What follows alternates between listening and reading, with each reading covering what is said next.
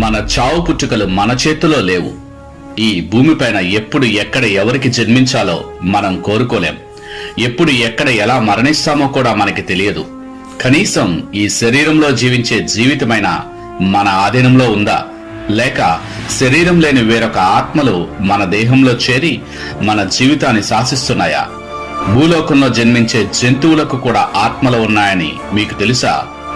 జంతువులకు జీవం మాత్రమే ఉంటుందని అనేక మంది అపోహలు పడుతున్నారు. అసలు బైబిల్ ఈ విషయంలో ఏం చెప్తుంది? అనంతమైన ఈ అదృశ్య లోకంలో రెండు ఆత్మ సంబంధమైన రాజ్యాలు పూర్తిగా వ్యతిరేకమైన లక్ష్యాలతో ఈ భూగ్రహాన్ని పాలిస్తున్నాయన్న నిజం మీకు తెలుసా? మన ఆలోచనల వెనక అనేకమైన ఆత్మల స్వరాలు ఉన్నాయన్న విషయం మీరు గ్రహించారా? ఆలోచనలు, తలంపులు, ఊహలు, భావోద్రేకాలు, కలలు, దర్శనాలు, మాటలు ఇవన్నీ ఆత్మ సంబంధమైన అదృశ్య లోకానివే అని మీరు తెలుసుకున్నారా? ప్రతి క్షణం మనం జీవించే జీవితం వెనకాల అనేకమైన అదృశ్య శక్తులు మనల్ని కంట్రోల్ చేస్తున్నాయన్న వాస్తవం మీరు తెలుసుకోవాలనుకుంటున్నారా?